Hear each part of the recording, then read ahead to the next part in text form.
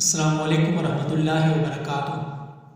आज my dear viewers, उम्मीद करता हूँ कि आप सब दोस्त खैरियत से होंगे।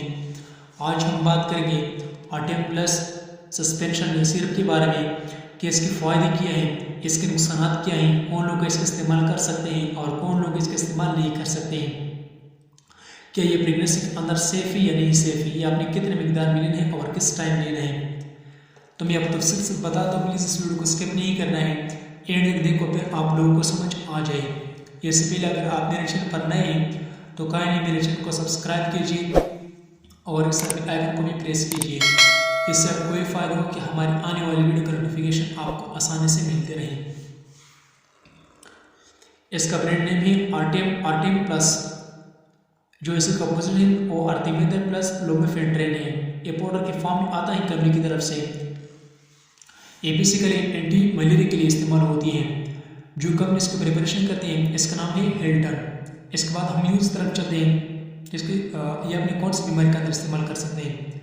मलेरिया के लिए बहुत ज़्यादा मुफीद है। मलेरिया होता कैसे, मैं थोड़ा सा आपके साथ ये शेयर करता हूँ। पहले तो ये है कि इस तरह के इलाके में मत जाए जहाँ बहुत ज़्यादा मच्छर होते हैं या जहाँ पर मलेरिया आम होता है, तो उन इलाकों में ना जाए, क्योंकि फिर आपको मसला होगा। और वैसे भी आपको एहतियात करना चाहिए, अपने घरों में स्प्रे करना चाहिए, मच्छरदानी का इस्तेमाल करना चाहिए।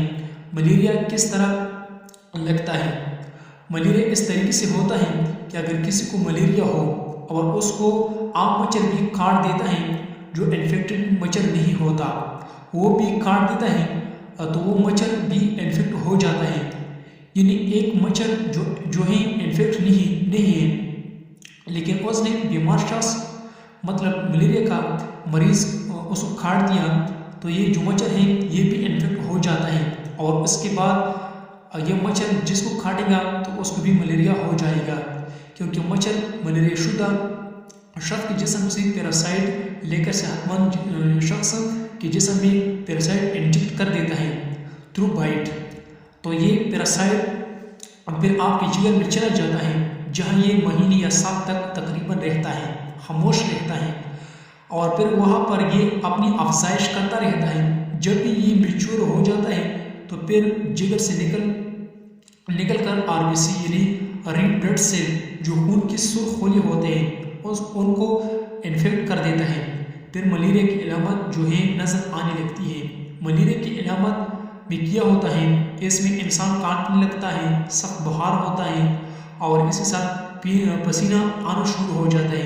तो ये सारे मलेरिया के सिम्टम हैं, इलामत हैं। तो डियर व्यूअर्स, ये आप मलेरिया के अंदर इस्तेमाल कर सकते हैं। ये अच्छे रिजल्ट देता है मलेरिया के अंदर। इसके बाद हम साइड इफेक्ट की तरफ चलते हैं कि अगर आपने ज़्यादा देर के लिए इस्तेमाल किया हो तो फिर आपकी बॉडी में कौन ज़्यादा कुछ खराबी पैदा हो सकती है। इसे आपको विटामिन पेन भी खा सकते हैं, मतलब आपके पेट में दर्द भी हो सकता है। इसे आपको ओमेटिन भी खा सकते हैं, जिसको हम उर्जाना बोलते हैं। इसके अलावा आपको नोज भी खा सकते हैं, जिसको हम मतलियाना बोलते हैं। इसके बाद हम काउंटर इंडिकेशन की तरफ चलते हैं कि कौन लोग इसका इस्तेमाल नहीं कर सकते हैं। जो लोग गुर्दे के मरीज हों तो फिर वो इसका इस्तेमाल ना करें। इसके अलावा हाइपर सेंसिटिव लोग जो हैं, जो इसे एलर्जी रखते हों तो फिर वो इसका इस्तेमाल ना करें। प्रेगनेंसी के अंदर ये सेफ नहीं है, मतलब ये आप इस्तेमाल नहीं कर सकते हैं। लिमिटेशन मतलब इसका इस्तेमाल ना करें जो अपने बच्चों को दूध पिलाते हैं। जिगर की मरीज इसका इस्तेमाल ना करें। इसके बाद हम डोज की तरफ चलते हैं कि आपने कितने मिकदार में लेना है और किस टाइम लेना है। या आपने बीडी इस्तेमाल करना है दिन में 2 मरतबा खाना खाने के बाद, सुबह और शाम। ये डिपेंड करता है पेशेंट की एज पर। तो डियर व्यूअर्स, ये थी आर्टेम प्लस सिरप के बारे में इंफॉर्मेशन। अगर आपको अच्छी लगी हो तो मैं आपको रिक्वेस्ट करता हूँ कि हमारे चैनल को सब्सक्राइब करें और